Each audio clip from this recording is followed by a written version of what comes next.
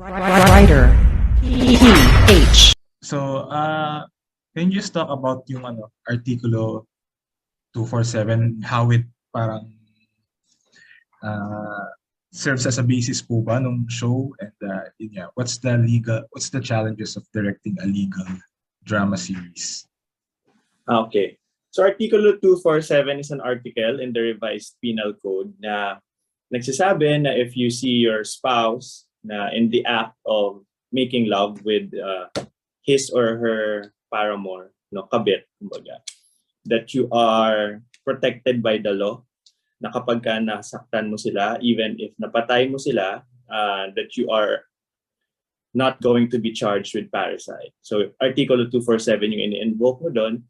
And then you can use this article para ang makuha mong sentence is destiero, meaning mapapalayas ka lang kumbaga dun sa area kung saan nangyari yung crime instead of being in jail.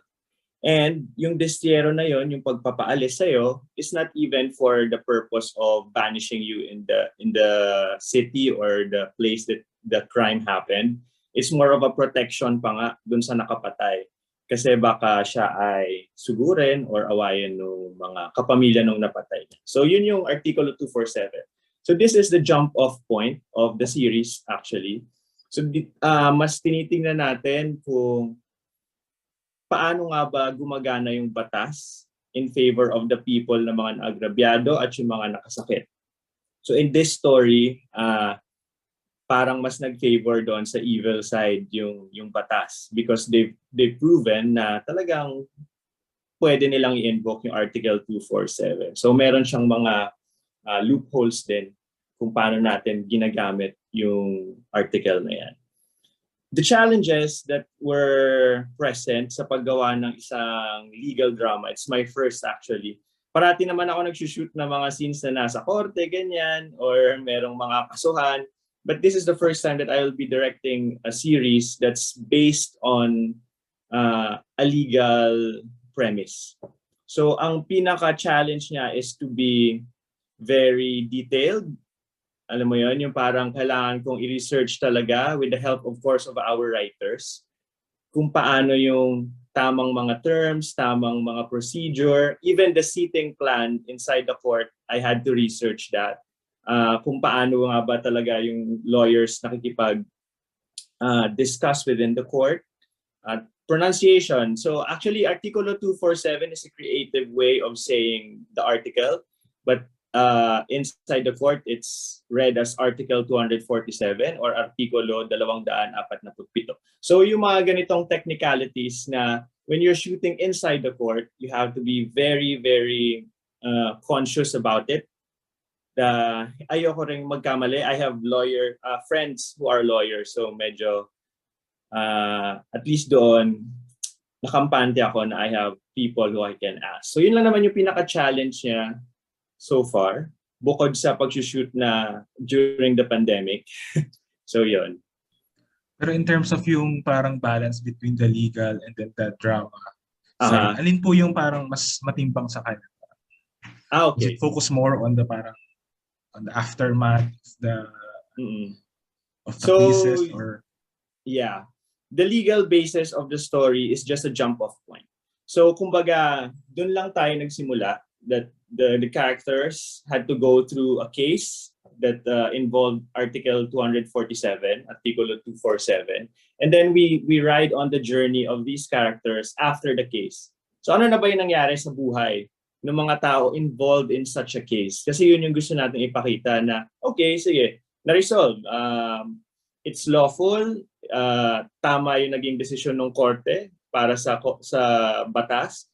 Pero ano yung epekto noon sa buhay ng mga tao na involved doon sa kaso? So that's where the drama comes in, and it comes in early in the series. So the legal part of the series is really just a jump-off point, and then we see how it affects people. Kung paano nakakaapekto yung batas natin and the loopholes in it sa pamumuhay ng mga tao na involved. So yun siya. Thank you, Direk. My next question naman for Rian.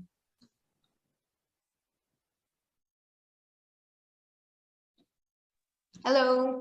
Hi, good afternoon, Rian. So nakita natin yung trailer, no? Parang sobrang heavy. And so kumusta yung experience? How difficult was it to do something this heavy na parang walang reprieve yung parang nakita natin?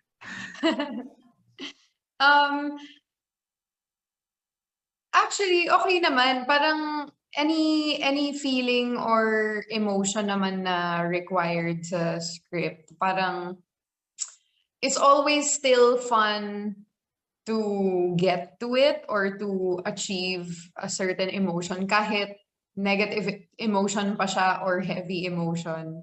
And then as an actor naman, you're never din kasi doing it alone. You're always acting with a group or even if you're in the scene alone, direct is a big help, and even the production design, everything can affect kung paano mo ma-achieve yung feeling na yon. So I still overall enjoyed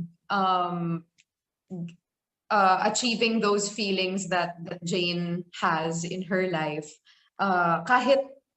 Kahit yung mga negative emotions, syempre masaya din gawin yung mga masasayang scenes.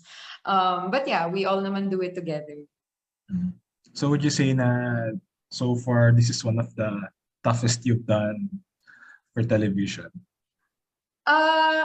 It was very difficult and challenging, pero I'm also not naman afraid of difficult or challenging projects because those are the ones where you get to learn the most. But then again, a lot of the challenges also came from shooting during a pandemic, having a long lock-in and things like that. Pero script-wise, it was an enjoyable script to get into and to perform. Thank you, Rian. Thank you. And my last na lang for Chris. Hey. Hi, good afternoon, Chris. So how does it feel to be back doing a serye here in GMA and as a full-blown kontrabida pa? Kasi I think you've done dual roles before sa Impostora. Pero this time talaga full Yes, na talaga. thankful and grateful to GMA kasi nabigyan ulit ako ng bagong soap, nakabalik ako sa GMA, and ang ganda-ganda ng role na binigay nila sa akin, ang ganda-ganda ng show, and it's actually my first full-time kontrabida role. Almost same with Impostora, pero kasi I think I can say that this is more difficult for me kasi parang full-time nga siya. So parang may mga emotions na kahit ako na-surprise ako, na kaya ko palang gawin. May mga emotions na hindi ko pa nagagawa, may mga emotions na nailabas ako na hindi ko pa nagawa before, maybe because I'm used to being the goody-goody one, or laging ako yung bida, ako lagi yung kawawa. So parang lahat bago sa akin. Ako na ngayon yung nananakit. Pero na-enjoy ko siya actually. Na-realize ko nga na parang my acting skill was put to test kasi parang lahat bago, na-challenge talaga ako. Pero since very supportive din, ang gagaling din ng buong cast. So, ang bilis lang din makahugot ng emotions. Pero very thankful nga kasi may soap ulit ako sa GME. Parang na-realize nga, nakakatuwa pala to be on the other side naman ng Nakakatuwa pala. At mas mahirap siya kasi parang before, ako lang yung iyakin. Alam mo yan, parang ang daming variety ng emotions, ang lawak ng dynamics ng emotions. So parang doon ako nakapag-explore dito sa character ko. Alright. Thank you, Chris. And, Thanks! congratulations to everyone. Thank you po, Sir Alan. Our next question po will be coming from Ms. Aubrey Carampel of 24 Horas. Good afternoon po, Ms. Aubrey. Hi, good afternoon. Yung question ko is for the two girls, si Rian and si Chris. Unahin ko na si Rian. Hi! Hi! May ano kayo dito, no? Parang very, very mature yung character. May mga love scene. So, nung ginagawa, kasi syempre we know na we're in a pandemic, tapos, di ba, may mga inhibitions ba while doing it? Rian, oo. Yeah, may mga times actually napansin ko on set kasi parang sometimes yung iba nating nagagawa is habit natin sa real life. Tapos parang sinusubukan nating burahin yon para dun sa character. Kasi posibleng iba yung reality nila, iba yung mundo nila. Tulad nung ginagawa natin ngayon, sa real life may pandemic tayo, ayaw na, hindi man lang tayo nag-a-appear o shake hands, di ba?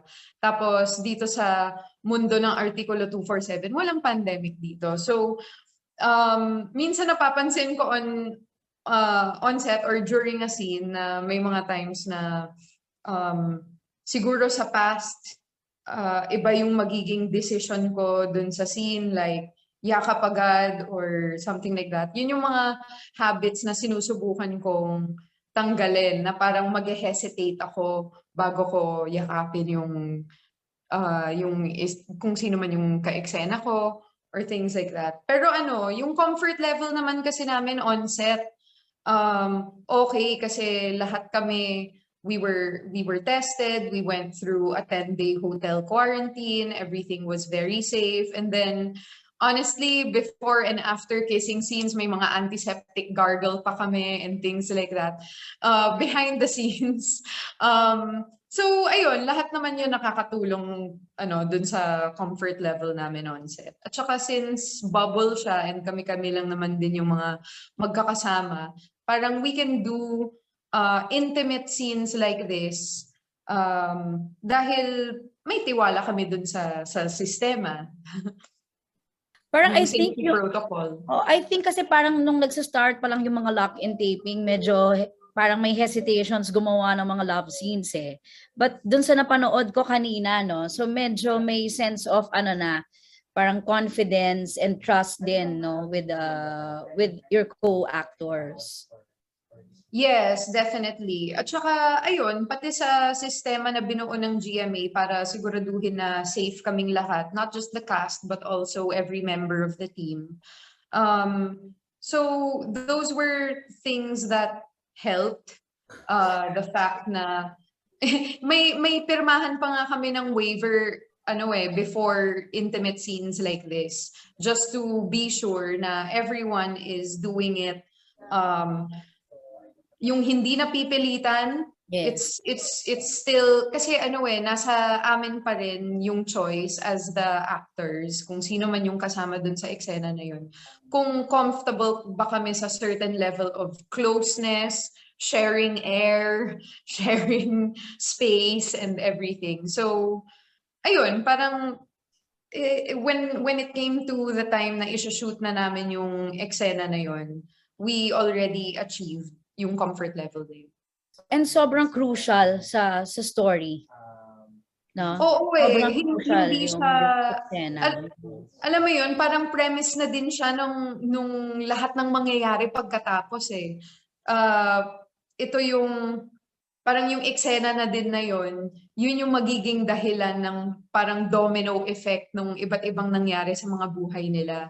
So, importante siyang ma-shoot. Hindi kami naman naglagay ng love scene doon na parang trip lang para mapag-usapan na sexy yung show. Hindi siya ganon. It's a very, very important experience for the characters para mangyayari yung mga susunod na events. At syempre si Chris, ginawa mo to bagong kasal ka. No? Doon yung inhibitions ko kaysa dun sa pandemic. Charot. Oo, and I think parang ito na yung parang one of the most daring na ginawa mo. Ngayon pang after ka kasal, no? Nakatatlo sila. Si Mike, si Joe, si Mark, lahat sila hinalikan ko. My goodness. Oo. So, okay lang with, alam ko naman sobrang supportive ni Perry. Bago pa yung kasal nyo. Alam ko, very supportive siya. Pero, anong pakiramdam ng after na, kasi kasal na kayo eh. Medyo iba na yun eh. Tapos ginawa mo tong mga eksenang ito. Alam mo, binilang ko nga parang mas marami pa yung halikan ko sa kanila kaysa sa asawa ko. Kasi nag-lock-in ka kagad. Oo. Pero kasi yung asawa ko, hindi siya nangingialam sa trabaho ko eh. As long as, sabi ko nga, I just follow kung anong hiningi ng director, kung anong hiningi ng script, and as long as in-approve naman ng production, mabilis akong kausap, sige, gawin ko yan. Ganun lang. And syempre, yun nga, sinabi na rin ni Rian na the production naman makes sure na safe, na hindi naman, I mean, kumbaga lahat naman talaga nakabubble. And then, very responsible din naman yung mga actors namin na talagang we stay in our rooms lang, kahit rest days namin. So, kumbaga, parang somehow, comfortable ka nga and kampante ka na safe. Pero yun nga, pagdating sa asawa ko, wala siyang ano doon. Hindi ko napapakailaman. Kung kailangan mong gawin, gawin mo. Supportive ba siya, no? Nakita ko talagang dinadala niya yung mga kailangan mo sa taping. Oo, grabe siya. Sobrang spoiled ko. Sobrang spoiled ko. Happy wife, happy life. Thank you so much. Kay ano naman, kay Mark, kay Ben, and kay Mike. Yes, Happy Obs.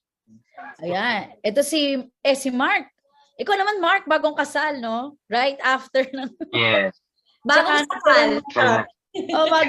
Saka nagkaroon ng corky. Doon ka naman din, pumasok din sa taping ng Artikulo. Anong adjustments Yes. for you? Siyempre, actually, Happy Obs, kasi this is my first lock-in talaga sa GMA. So, siyempre nag-adjust ng malala. Kasi, siyempre, parang almost 1 year kong kasama yung asawa at anak ko. And then, biglang hiwalay ka sa kanila for almost, lagpas na 1 buwan. Siyempre, mahirap. So, talagang mamimiss mo yung family mo. Pero, siyempre, ako wala sa utak ko. Kailangan ko na magtrabaho ulit. Kailangan ko ng kumayod, diba? I mean, that's the purpose of doing work talaga for me is to provide for my family at the same time, siyempre, para makagawa ng trabaho sa GMA. So, nag-adjust. Siguro nung first lock-in, medyo hirap makatulog. Pero, siyempre, yung kasama ko naman sa taping yan, sila Mike, sila Ben, sila Ria, sila Chris, is parang family na rin. So hindi naman ganun kahirap. Pero, siyempre, hindi mawawala yung anak mo and yung asawa mo. Pero buti na lang, may internet. So, Oo, laking tulong no. At nakikita ko rin yung Yes, bonding yes. ninyong tatlo. Kayo, Mark, Ben, and... ay, hindi kami nagbabanding doon. Hindi. puro kayo TikTok eh. Bawal yun. Bawal. Bawal yun, banding. Puro kayo TikTok, si Ben. Eh, Mike, ikaw naman, may baby, di ba? May baby, syempre, nalayo ka rin sa family mo. Paano mo na-overcome din yun? Actually, nasasanay na nga ako eh. Sabi niya. Kasi yung first bubble taping namin, yung kami nila Glay, tapos nagkaroon pa ako nung kami nila Jen, tapos ito, kailan naputol yung kanya Jen eh. Pero ngayon ko lang masasabi na mas nakakalungkot yung ngayon. Hindi ko alam kung bakit, siguro kasi mas nagiging close na kami ng second daughter ko. So, mas nakakalungkot siya kaysa ng mga simulang lock-in. Kasi yung simulang lock-in, parang miss na miss mo magtrabaho kasi nasa pandemic parang 1 buong taon hindi ka nagtatrabaho or hindi ka nagtitaping, so miss na miss mo magtrabaho. Pero ngayon, iba yung longing mo dun sa mga bata, pati sa asawa mo. Kasi hindi mo sila nakikita. Tapos, yung first yata namin, parang 30 days yata rin kaming wala sa pamilya namin. So, mas nakakamiss. Hindi ko alam siguro dahil kontrabida yung ginagawa ko dito. Iba yung iniisip ko, iba yung nire-research ko, iba yung mindset ko. Siguro ganun. Kasi dun sa nagbabagong buwan, mabait lang ako. So, siguro ang bait-bait ko lang dito. Pero dito kasi, iba yung takbo ng isip ko dito, to be honest. But we can also say na parang worth it naman na malayo kayo sa family nyo because nakita ko naman yung result, no? Sa trailer, sa teaser, parang worth it na mahiwalay kayo sa loved ones ninyo ng matagal, no? Yeah, tulad na sinabi ni Mark, ito yung chance kasi namin, especially sa amin dalawa ni Mark, na this is our chance to provide for our family, to work for our family, di ba? That's always, that's our goal. Diba? Nagtatrabaho kami for them. Nagtatrabaho kami to set their life. Ganun. At dagdag pa nga na parang maganda yung kinalabasan ng of course. tinrabaho ninyo. Yeah. No, worth it Pero lahat. mas may puso, kumbaga mas talagang kami parang mas malaki yung willingness namin to work talaga. Diba? Siyempre, andyan yung mga family namin, andyan mas kumbaga mas inspired kami. Ben, of course, yung huli mo medyo ka doon na medyo light. Tapos this time nag-transition ka into a much serious character, si Noah. At siya, wala ka namang pamilya pero may love ka rin na may girlfriend ka rin na naiwan. Kayo bakit worth it yung mga lock-in na taping tapos pag nakita mo yung resulta para sa iyo, Benjamin?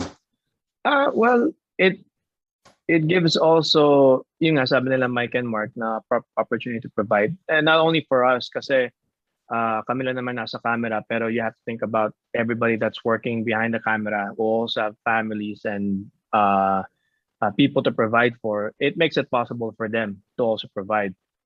Yung first lock-in namin was really great timing because it was right before Christmas. So nakakatuwa na everyone was able to come home to get a salary getting ready for Christmas. Para mag-iba naman yung Christmas nila in 2021 as opposed to 2020 na talagang medyo bare yung taping during that time. So yun lang yung naiisip ko. Of course, may asa din kami na parang bata na rin, na never natatanda. So yeah, I think tama yung sinabi na yung provision to be able to provide for, make it possible for us to provide, but for everyone to provide for their own families. Yun din isipin mo, may camaraderie and solidarity in that sense. Kamusta yung transition from yung medyo light and then now that medyo sobrang hindi medyo no, mabigat itong Piling ko nagkamali yata sila. I think dapat yata kay Mark yun. yung role. Nagkapalit yata kami. Kasi nga to the point na yung pagbigay sa amin ng script, nakapangalan sa akin, Mark, talaga, feeling ko talaga nagkamali.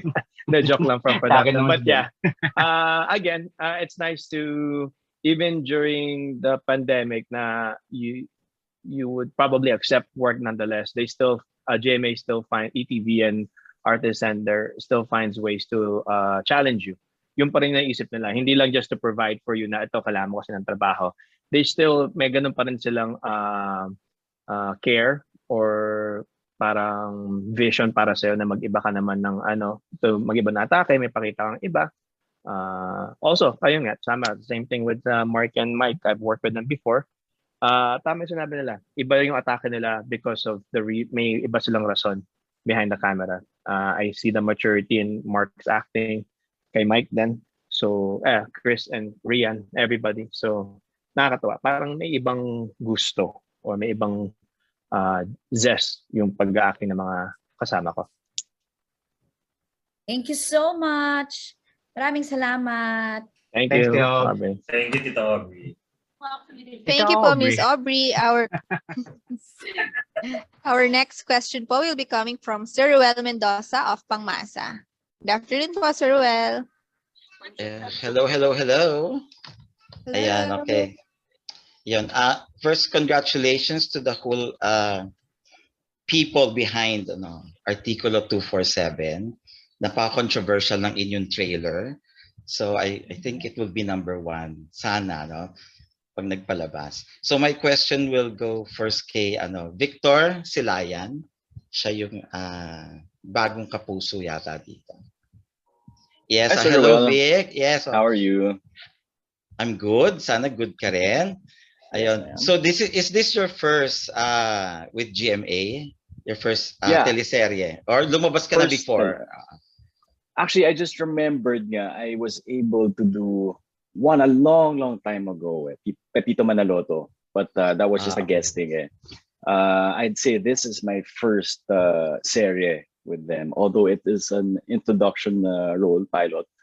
But also, I'd like to take the chance to say thank you to GMA for giving me the privilege to have worked with wonderful people, and ayun. So okay naman ang iyong working with the people of GMA, especially with the cast. Yes, most definitely. I'd say yan yung highlight actually para sa akin, yung sa work na yun. Ayun. Okay, sa pinakitang trailer, no, napaka controversial nga, no. Ikaw, you are involved, ikaw yung lalaki yung pinag-aagawan ni Rian at ni Chris. Okay, so pareho bang may love scene ka with them? Or with Rian lang? Kasi more of nakita ko kay Rian eh.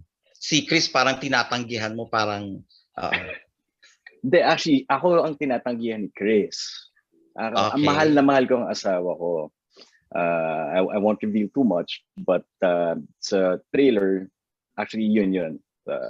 I make love with Rian. Mhm. So how is working with them? Paano mo sila differentiate as an actress? Parehong Honestly, magaling yan, dalawang yan. Yes, exactly. Honestly, very easy to work with everyone. With Rian, with Chris, very professional ang dating, and very as an actor, very giving. So maraming Giving. nababato. Yes. Yeah. Giving. in terms of emotions, marami kami nababato. Actually, na-meet ko si Chris before sa isang event, and buti naalala niya pa ako. So may rapport na kaagad. And then si Rian, we went to the same high school. She forgot all about me, but I remembered her.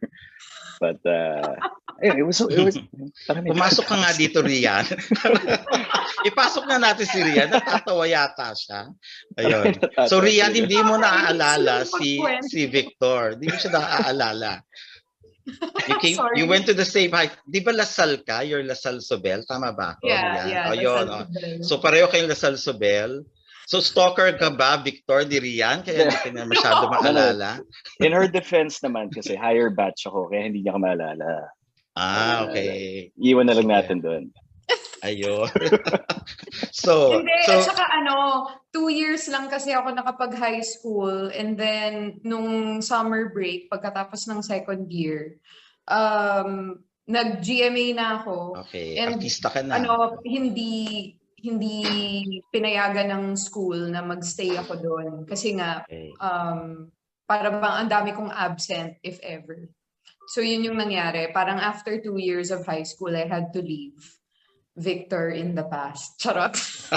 so nag-reunion pala kayo dito sa teleserye na ito. Yes, nag-reunion kami. Nag-reminisce kami. So Rian, so yun nga, may mga love scenes with Victor. So kumusta naman yun? Paano ba yun? How did it work out? Nag-usap ba muna kayo, or may choreography ba para mas okay? Yeah, actually, nag-usap kami before the scene.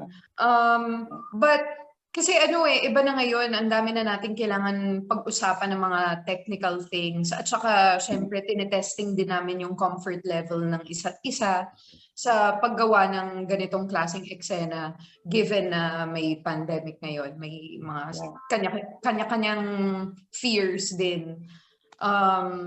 At saka, ang hirap kasi mag-dictate sa ibang tao kung ano ba dapat ang comfort level nila. So, yun, pinag-usapan namin yung closeness namin in the scene, and obviously we're going to be kissing and sharing each other's air and saliva, perhaps. In everything. So may mga precautions kami before the scene, like antiseptic things, just to make sure that we're both sterile. Scrub down, no? Scrub down kayo, ayun. Yeah, things like that. Mga just safety things. Pero acting-wise, I felt completely comfortable doing the scene, and also with Victor, because he's very professional. I knew that because even in our other scenes na nagawa na namin, kahit hindi naman ganun ka-intimate, may mga preparations kami na ginagawa emotionally. So, yung dating lang talaga sa akin was, this is a very professional setting, and si Direk, binigyan nga kami ng choreography kung ano yung timing ng at what rate nagpo-progress yung intensity ng mga nangyayari sa scene. Ayun, intensity talaga. Oo. Parang earthquake. Okay, Ano so yung tempo ng eksena. yun, okay. Thank you, Rian. O sige, Victor, ano masasabi mo sa mga sinabi ni Rian? You're very professional. Yeah. May Yes. intensity, whatever that means. Sige. Very intense. No, actually, overall, I think it went really well. You know, the professionalism of the actors, the directing of everything. I'd say it went really well, and I'd like to say to take this opportunity again to say thank you for this. Ayun. So will we be seeing more of you, Victor, on GMA? Hopefully. Diba? Hopefully. Kasi It was you're really a nice Silayan, working with diba? Victor. You come from a very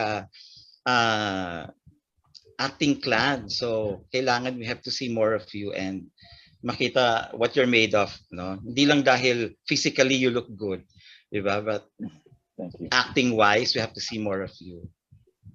Thank you. Ayun. Thank you, Ruel. Thank you, Ayun, Rian. okay, thank you. And my next question is for Direk Joron. Thank you, Vic and Rian. Thank you. Yeah. Thank you. Yeah. Okay, Direk Joron. Hi. Hello, Direk. Ayun. First of all, bravo. Bravo Thank para you. sa trailer ng Artikulo 247. Actually, nagustuhan ko na yung I Can See You yung Truly, Madly, Deeply. Ang galing-galing ng pagkakagawa mo doon. Ay, salamat, Roel. So, can you give us a little background of yourself? Kasi I tried Googling you. So, medyo konti lang yung nababasa ko. And I went to your Instagram. Well, shirtless photos yung nakita ko. Pero may aso naman. So, ayun. So, can you give us so what film school did you study in? Ano ba yung background mo in film? Yan. Give us a... I did go to film school. Nung college, I went to the University of the Philippines. So, UP ako. And then I took organizational communication, BA Organizational Communication. So, I was meant to be in the advertising or marketing world. So, very corporate. Business yung course ko noon nung college. So, I really didn't think that I would be in television. And then, quick history. Nung last year ko in college, I was fourth year then. GMA called me kasi may bagong show na ilo-launch. So this was Party Pilipinas. They were looking for a writer. Tapos, wala akong idea kung ano isusulat sa isang variety show. I mean, it's dancing and singing, so I didn't know what to expect. But nevertheless, I said yes. So habang nag-aaral pa ako noon, that was my last semester in UP, I was also attending meetings and presentations na sa GMA because yung Party Pilipinas noon, binubuo pa lang siya. So doon ko nalaman na okay, so in a variety show pala, the writers get to create the production numbers, decide the artists, do the spiels, ganyan. And then, unti-unti from there, in-explore ko na yung TV. From doing a variety show, naging part din ako ng comedy group. So I did Bubble Gang, I did I Love Sabado. And then, finally, they gave me my first head writership, which is with Tropang Pochi. So I was a head writer of a children's show. Yeah. Children's show. So parang hindi bagay, no? Pagdating yung Instagram ko, tas children's show writer. Okay. So for the longest time, Roel, I was a children's show writer. And then within that show, ang sinusulat ko talaga is narrative. So nagsusulat ako ng children's stories for a children's TV program. And then, while I was doing that, sabi ko, baka pwedeng ako na yung mag-direct nung narrative na sinusulat ko. Kasi ako naman na nagsulat, baka pwede ko na i-try i-direct. So, Direct Louie Ignacio, which was my director then, was very generous enough to give me half of the show na i-direct ko yung narrative. So, from there, I studied film writing. Nag-take na ako on my own initiative. Kumuha na ako ng courses in filmmaking. So writing, cinematography, everything, the works. And then the last education that I got sa filmmaking is with Cinemalaya. So I was part of the first batch of the Cinemalaya Institute. So nung nilaunch to nila Direct Clarice, I was part of it. And from there, sinubukan ko na mag-direct ng TV series na drama. So yun na yun, tuloy-tuloy na yun. Started with Magpakailanman and then mga TV series na. Ayun. moving. So first big break mo pala talaga is with GMA. GMA talaga from the beginning. I never had any plans to be in television or in the entertainment industry. Wala talaga. So si GMA lang yung nagsabi na, try mo, baka. Ayun. And then tuloy-tuloy. Ayun. Sometimes yung mga ayaw natin, di ba? Yun ang pupunta sa'yo. Doon pa tumagal, di ba? Oh, yun. And ito maganda naman yung mga nangyayari, di ba? Thank you. Yun, will you be branching out to film soon? Kung right now, okay naman na yung situation sa pag-shoot ng mga movies. Would you like to do film soon? Yeah, I would really want to. I've been meaning to write a film for the longest time. Medyo talagang hirap lang din ang schedule sa TV. And siguro konting courage pa sa akin. Syempre, kapag writing a film is a very personal journey for me. So it's not like directing a TV series. I feel that it would be more personal for me if I'm going to do a film. So, I would like to take more time on that. Pero sana soon, Roel. Kasi we need new directors. We need young blood to keep the industry going. Diba? Oo nga, sige. Ilaban natin yan. Yun. Okay, back to Artikulo 247. Ikaw ba may say ka sa cast? Meron naman. Ikaw ba, pinipili mo ba sila personally or nag-audition pa ba tong apat na to? Since tong apat na to, they've worked with each other in different teleseries. So, maganda yung combination nilang apat. So, ikaw ba pinili mo sila or they have to go through an audition with different actors? Hindi na kami nagkaroon ng audition with the main cast because first of all, Ruel, I've worked with all of them in the past na. So alam ko na yung caliber of acting nila and alam ko yung range nila. So confident naman ako when we were choosing the cast members na they were the perfect choice for it talaga. Tapos pag binasa mo nga yung description ng characters, parang nagkaroon ng switch. Parang yung Rian and Chris was a switch in character, si Ben and Mark was a switch in character, tapos si Mike Tan is a different Mike Tan here. So doon ako na-excite na I've worked with them before pero parang baliktad yung characters.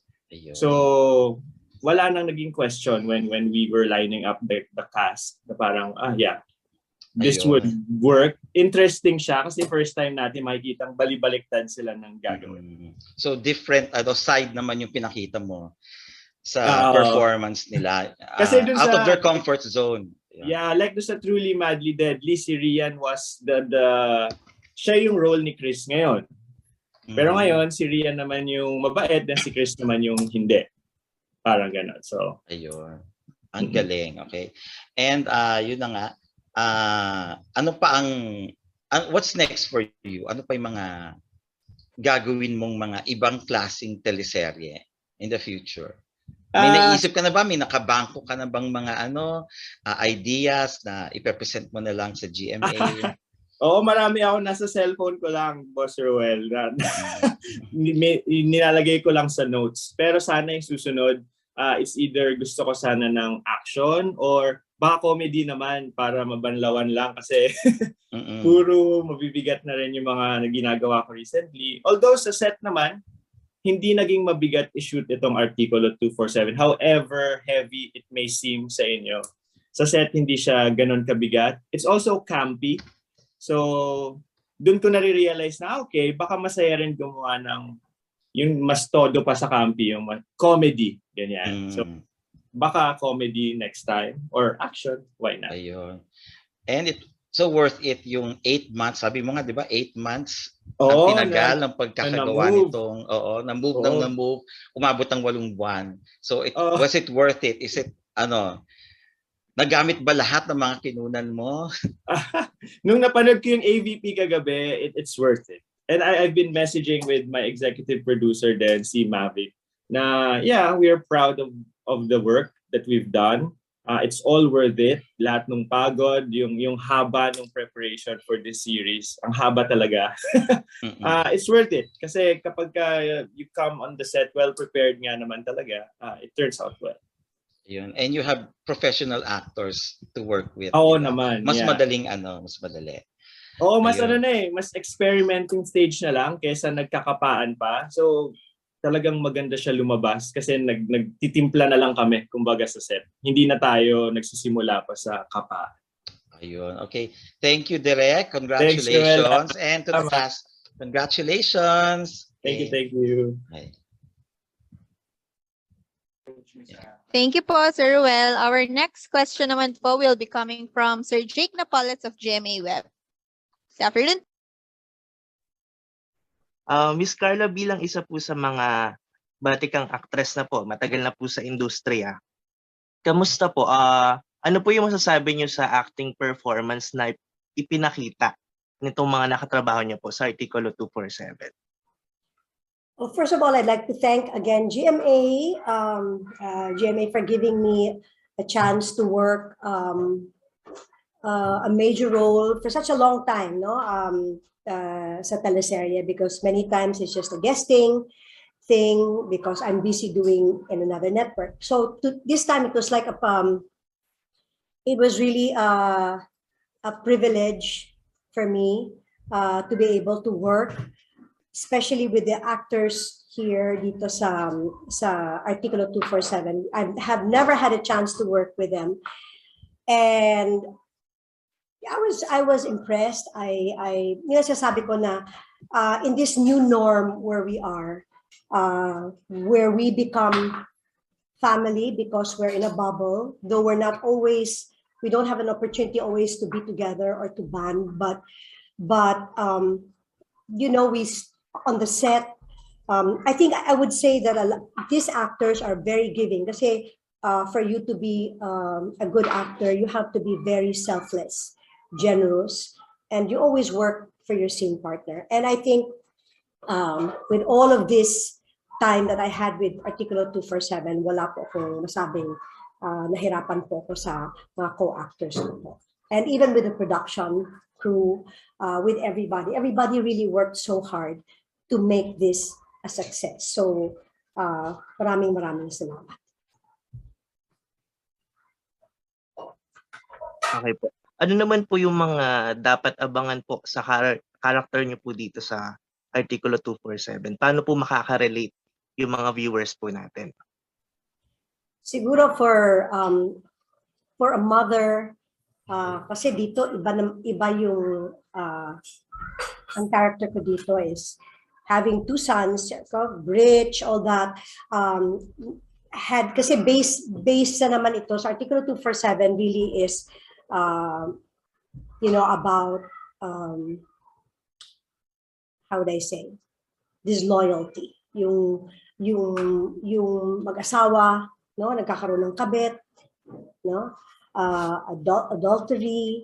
So ang background kasi dito ni Sarah is coming from that, and her own experience, her trauma, her pain comes from the fact, no, that she was also a victim of that. And so that's why dito makikita ninyo how she relates to situations, especially when it comes to both her sons that have made decisions. Exciting kasi I'm encouraging everybody to really watch kasi iba siya. And even as an actress, no, how I had to react to a given situation, especially because looking at the background of Sarah, kung saan siya galing, yun ang sasabi natin, no? The pain that we have, that we carry in life. I guess everybody has that. If there's one thing we have in common is pain. And so, nagagamit mo yun, no? Kung ano man yung pain mo in real life, you'll be able to use it here, given the character, kung the kind of character that Sarah is. Kasi iba din naman siya to who I am in real life, but there are many ways that I find myself, if I was in that position, I would react that way. I would, siguro ganun din ang gagawin ko. So it's exciting. The role is exciting. It's a roller coaster with her all the time. It's a roller coaster emotions with her, especially because it deals with family. And I think just like a lot of my co-actors have family, you become very protective when it comes to your family. Thank you, Miss Carla. Thank you po. Thank you, Next, Jay. next question po para kay Rain, Denise, and Brent po. Start na lang po tayo siguro kay Rain. Hi! Hi, Rain. Hi, Jay. Ito, what is the most important takeaway na gusto nyong ma-impart sa viewers with Artikulo 247? Oh gosh, wait. The show and kind of relating it with my character, ano talaga friendship. Kasi I realized through working with Rian, since almost all my scenes are with her, but you get to grow that relationship And it's the first time I met her. And actually, sabi ko nga sa kanya, oh my gosh, I watched you sa Captain Barbell when I was younger. So yun, parang I realized na friends, even though I've heard this quote a couple times, friends are the family you choose. And with the scenes I've had with her, I really have had to care for her genuinely and see her as a friend, and of course gain her as a friend. So ayon, I hope that they learn the value of friendship and just being and just being very present to the people that you like, for the present that you be very present for the people that you love. Yun. Napapanood ko yung mga trophy wife series mo sa TikTok. Really, inspired ba to kay Claire? Kay Claire ng Modern Family? Hindi, kay Claire Almazan as trophy wife. Family. Actually, hindi naman inspired per se kasi sobrang out of the blue lang yung trophy wife. Pero sakto, lock in taping. Tapos quarantine ko, nabuo yung concept ng new TikTok character. Pagpasok ko ng taping, pinaghihiram ko yung mga kwintas na ginamit ni Chris. Ganon. So yun. Like perfect. Everything lined up. Thank you, Rain. Thank you. Next po kay si Denise na lang po, and then next po si Brent. Ayun. Takeaway, yun po ba? Like great takeaway.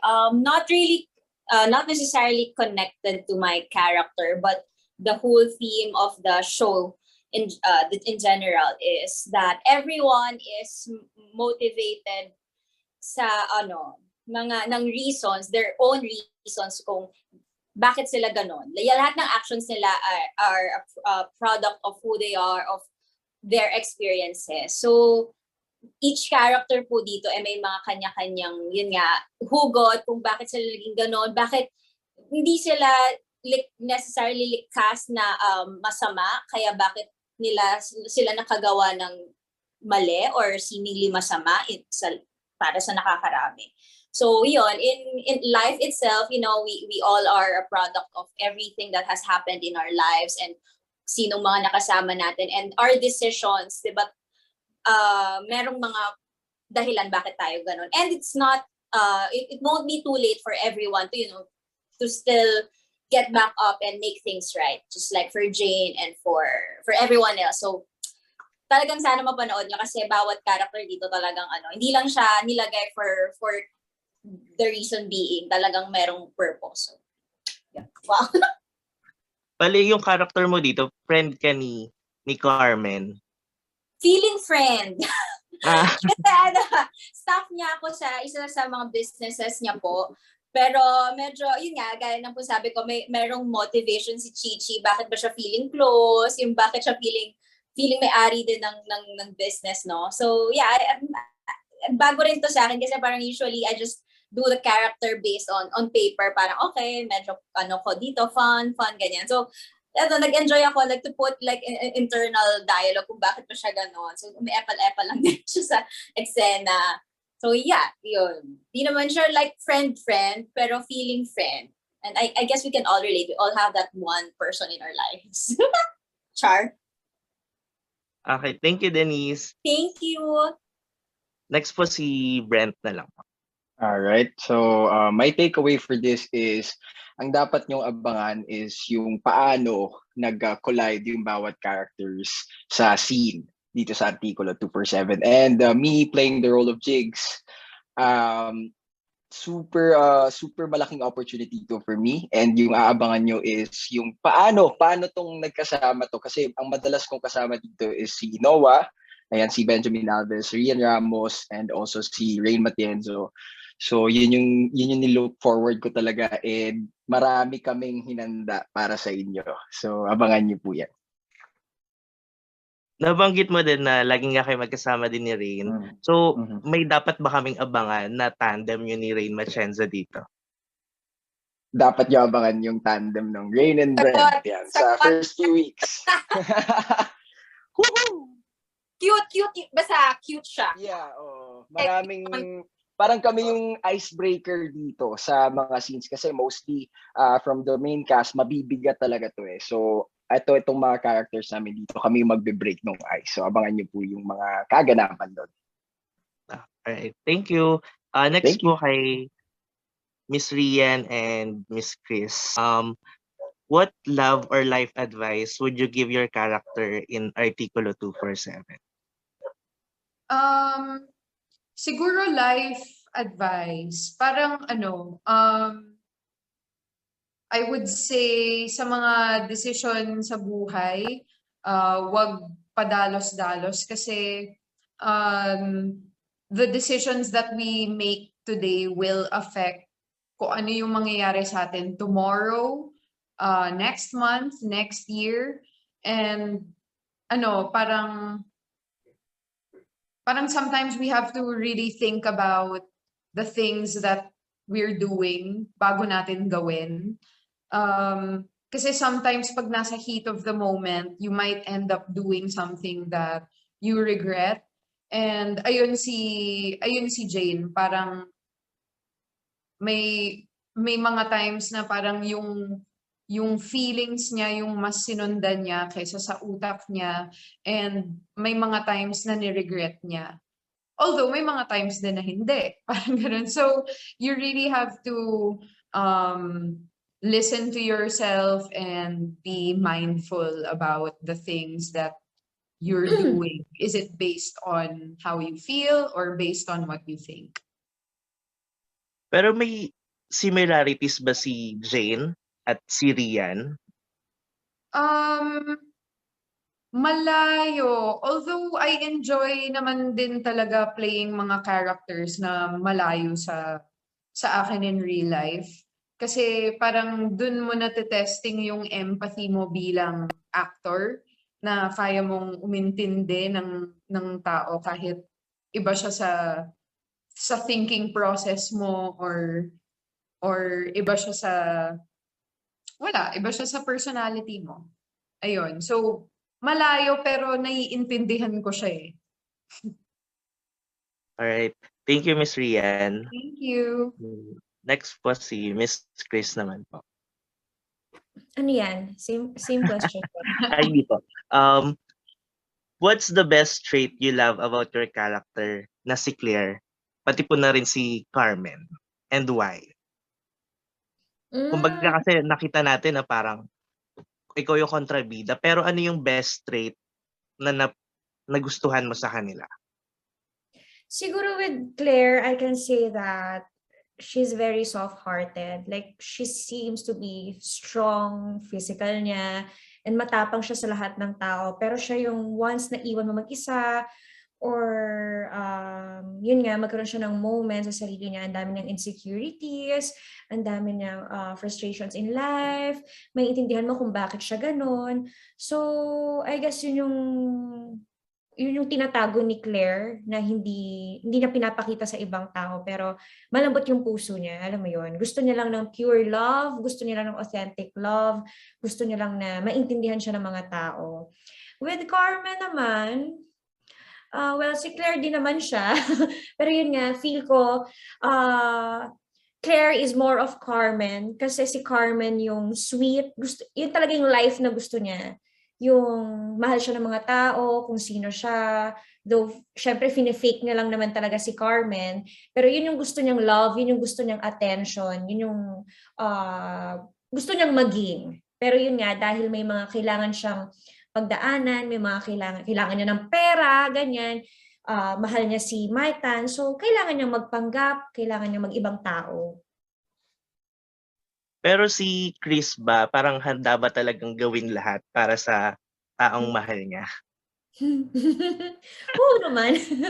Oo, ano ako mapagmahal ako. Wow, mapagmahal. Hindi, ano ako, ganun ako, martir ako At saka, super maintindihin ako. So, kahit sinasaktan na ako, kahit hindi ko gusto gawin, or kahit hindi pabor sa akin, kung saan ka happy, okay, gagawin ko for you. Or, yun nga.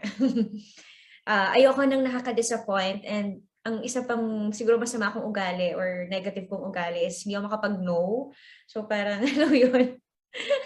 Masunurin ako. Okay. Ano yung na-discover mo sa sarili mo after mong gampanan yung role bilang si Claire at si Carmen? Na-discover ko sa sarili ko na ang dami ko pang gustong gawin. I mean, akala ko kasi parang nandun ako naipit na ako dun sa sweet and parang cute. Alam mo yon na laging, every time yung mga kasalubong akong mga fans or mga tao, parang nakadikit pa rin sa kanila yung tinay ko, yung mga sweet, yung love team ko with Alger pa before. Pero na-realize ko na, shocks, ang dami ko pa palang pwedeng gawin. Pwede pa pala ako magkontrabida. And then parang simula pa lang to ng pagkukontrabida ko, so pwede pa akong magkontrabida sa iba or may iba pa akong gawin ng mga character, talaga, roles. Yun. Okay po. Thank you, Miss Chris. Thank you. Okay. Next question po para kay Benjamin, Mark, and Mike. Unahin na lang po natin siguro si Ben. Yeah. Hi, Ben. Yes. Same question lang po sa lahat. Ano po yung dapat abangan sa character nyo dito sa Artikulo 247? Ano ba? Ano ba, Mark? Different side siguro, as opposed to yung last go with All My Love. Different attack, different as far as an actor, ganun. Parang iba yung makikita nila. Medyo gray yung character na to instead of being super white most of the time. Ayun. And then a lot of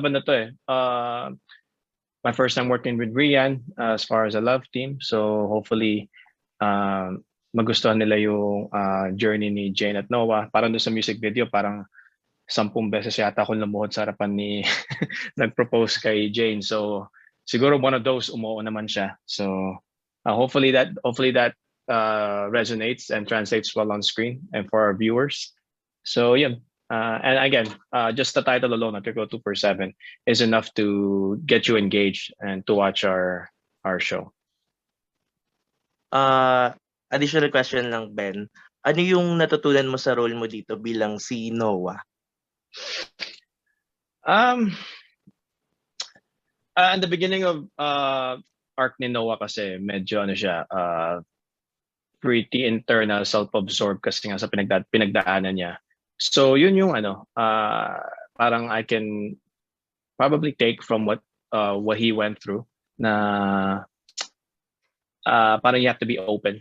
You really have to listen, and maraming tao sa paligid mo na they really care about you. It's just sometimes di mo makita yon because siguro masyado kang nasa madilim na lugar. So yun. I really hope people enjoy yung arc ng story ni Noah, especially from the time that he gets introduced to the time that magkakita sila ni Jane, and then their story continues. Alright. Thank you, Ben. Thank you. Next po si Mark. Same question, huh? Yes po.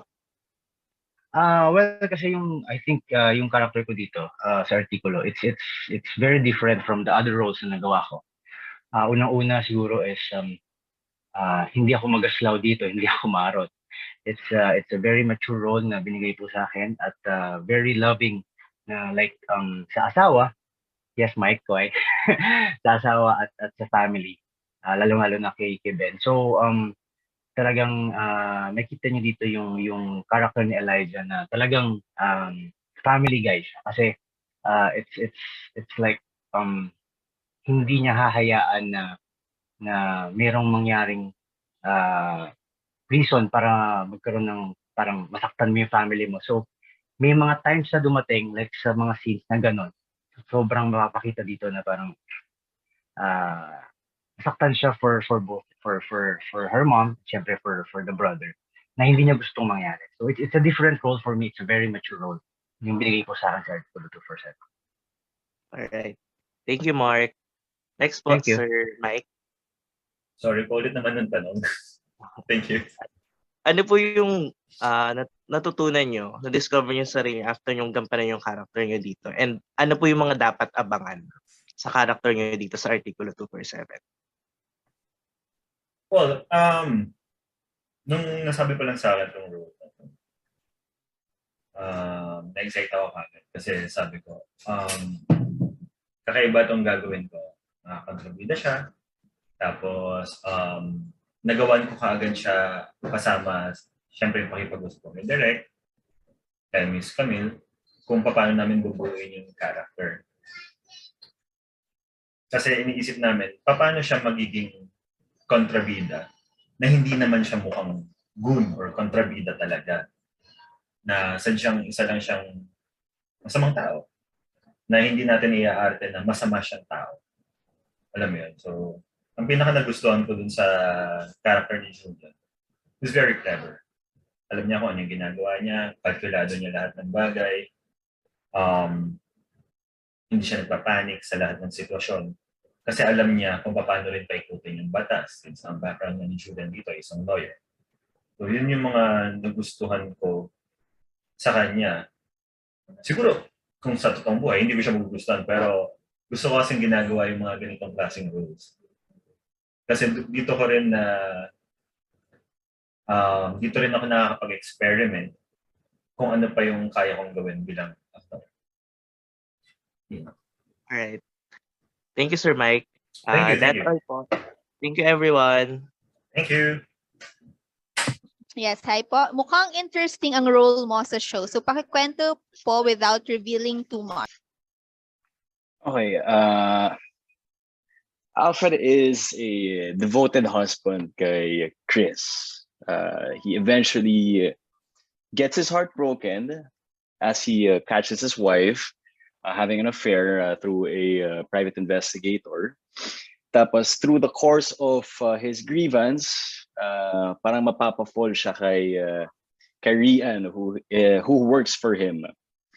And the story happens, the highlight happens when Chris eventually catches the two together. All right po. And next question po niya is, kabilang ka sa silayan plan sa showbiz, may pressure ba na ma-achieve mo rin ang naabot ng mga kamag-anak mo? Honestly, may slight pressure kasi expectation nila is yun nga, they've all seen si Lolo Vic perform back in the days. Pero honestly, kasi he started way back ever since he was a kid, yan na yung ano niya, yan na yung thing niya. From theater pa lang, he started with that, all the way up to movies, to radio, to even directing his own films. A lot of actors who I've worked with and directors also ask me, oh, so are you gonna be going the same route ba? And yes, it does put pressure in a sense na I have a Silayan name to fill in, and also si Tita Chat, who was a beauty queen, second runner-up, who also starred in a few shows back in her days. Me, I don't really. Although there is pressure, I use it though as a motivation for me to hone my skills, to become better. Also, because I'm as an athlete. If I love something something I do, I wanna be very good at it. May pagka-OC ako sa mga ganyan eh. I wanna if I get into something, I wanna be good. I wanna enjoy, and I'm at the level. I'm at where I'm at currently right now. I'm loving the craft. I love exploring different characters, different roles. Actually, the role I played, I'm playing in Artikulo 247 is opposite of the past roles I've played.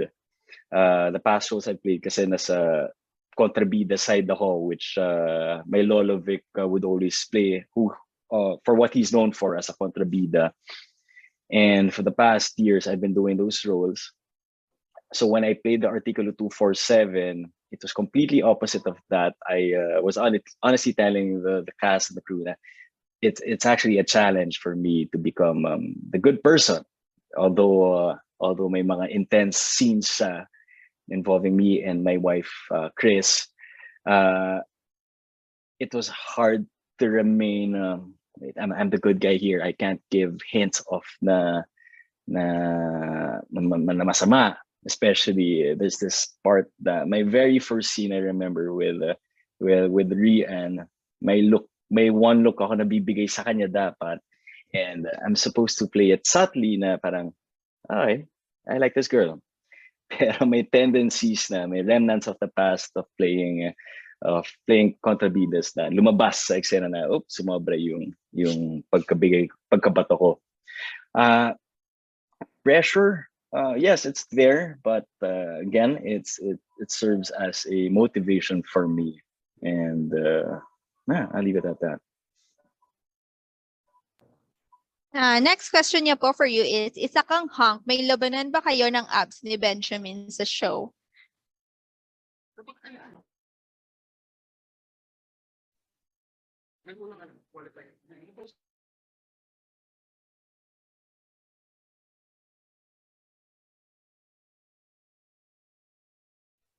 Hello?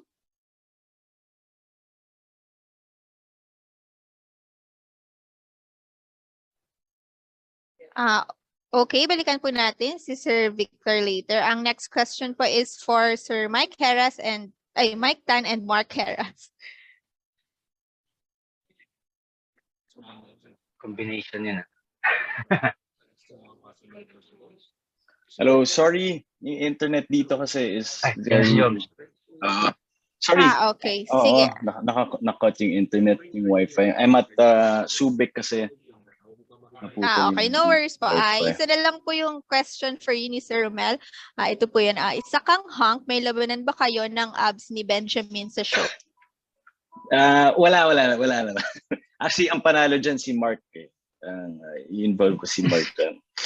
Kasi yung panalo sa wala, no, nothing at all. But we promote fitness in this whole show as well. So no competition at all.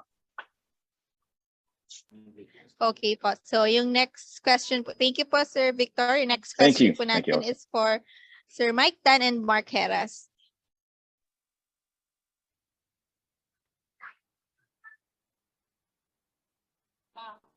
Okay, yung question niya po is, since tungkol rin sa pamilya ang Artikulo 247, bilang ama, paano binago ng fatherhood ang buhay ninyo and ano ang best part ng pagiging isang tatay?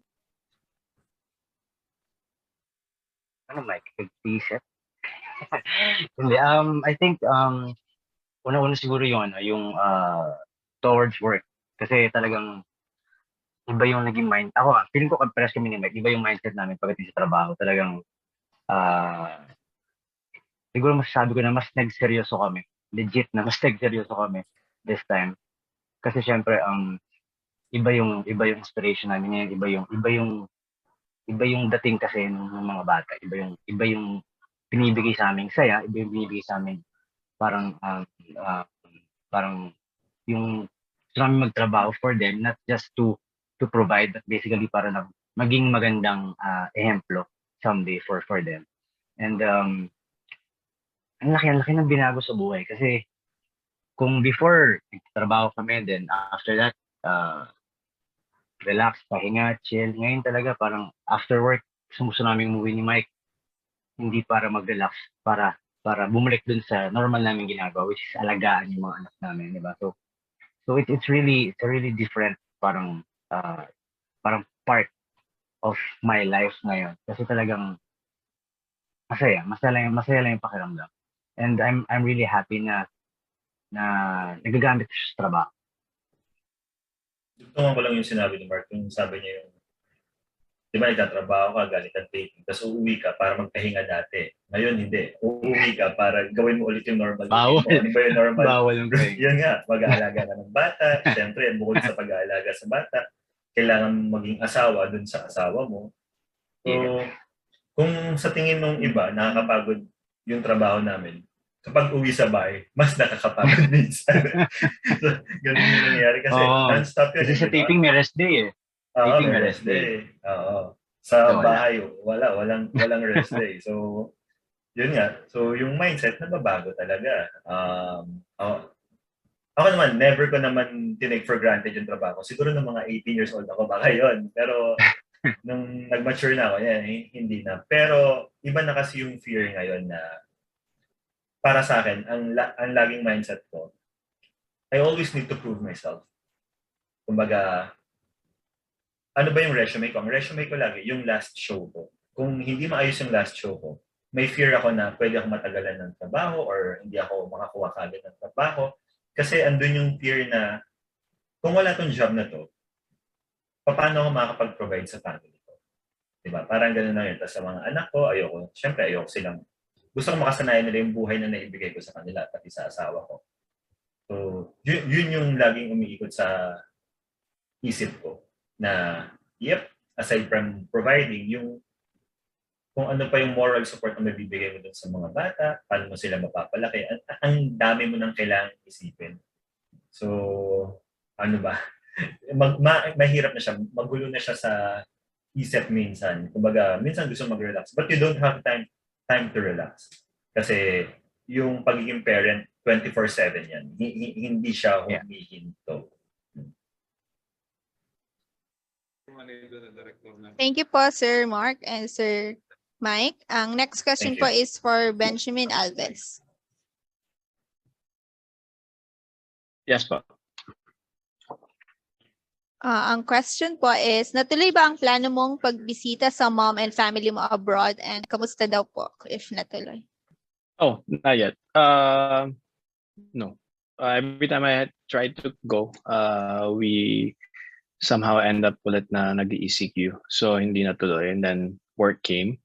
So hopefully, my birthday is end of March. So hopefully, the plan is to spend my birthday there because na-lift na yung mga quarantine periods. So hopefully I get to spend end of March tour and then most of April there. Perfect because it's summer. Yun lang po. Okay, thank you po. Thank you. Next question naman po is from Sir Mario Bautista. It's for Miss Rian Ramos and Chris Bernal po. Hello. Hi. The question po is, nagkasakitan ba talaga kayo doon sa mga physical na away ninyo sa show? Marami. Hindi mo may iwasan eh. Hindi mo may iwasan na masaktan. At saka syempre, as much as possible, gusto natin gawing realistic, di ba? Ayaw rin naman natin dayain. Pero kami kasi ni Rian, we make sure lang na hindi talaga namin nasasaktan yung isa't isa. Kumbaga, alam ko nasaktan ko siya, pero nagsasorry naman ako after. Kasi ayoko nga siya saktan. Pero wala eh. Talagang, umuwi ako, ang dami kong pasa, ang dami kong sugat, pero ganoon talaga. Part talaga siya ng eksena and part siya ng role. So, okay lang. Yeah, at saka parang wala namang personalan when it comes to that. Parang pagka may nangyayaring, accidentally, masasaktan mo talaga kasi syempre nagsasampalan kayo, nagpa-fight scene kayo, may sabunutan and things like that.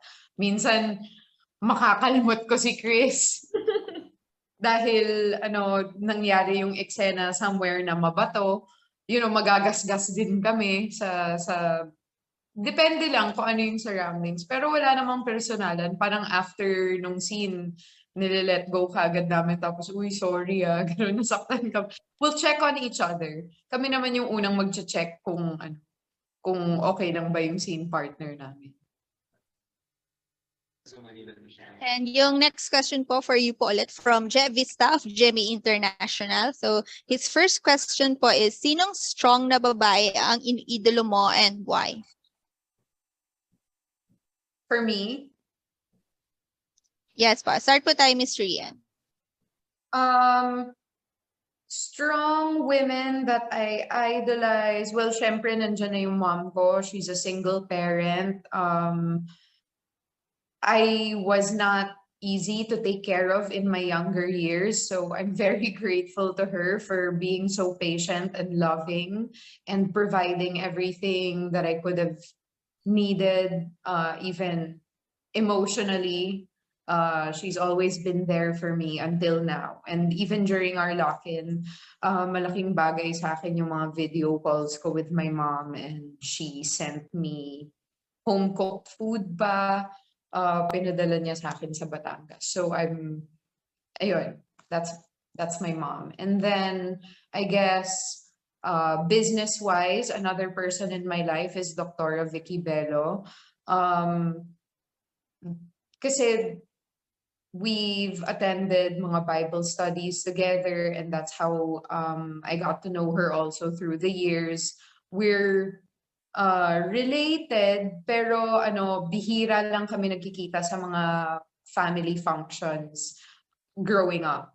So now that I'm older, and then parang medyo may nagko-cross yung mga industries namin, mas exposed ako to see her life and how she runs her life and everything. And it also inspires me to be a boss lady the way she is and provide for myself the way she does.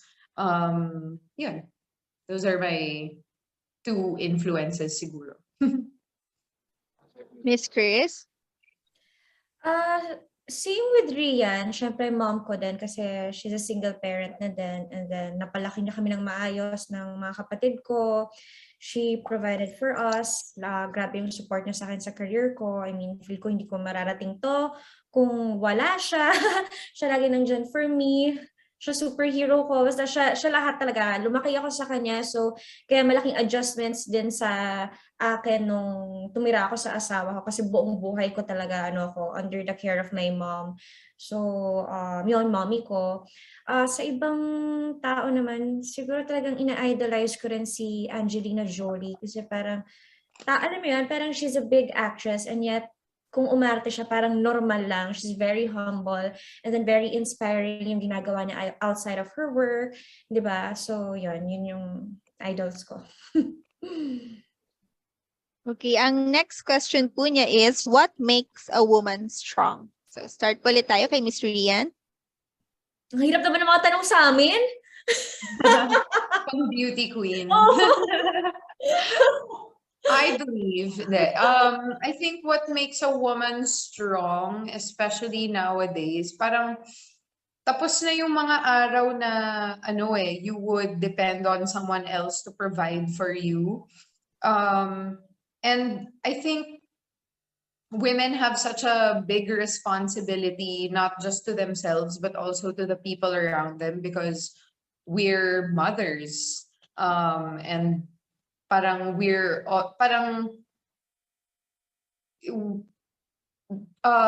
it's always dependent on us to take care of someone else, but at the same time we also have to be the ones na din nowadays to take care of ourselves. So women have to wear so many hats.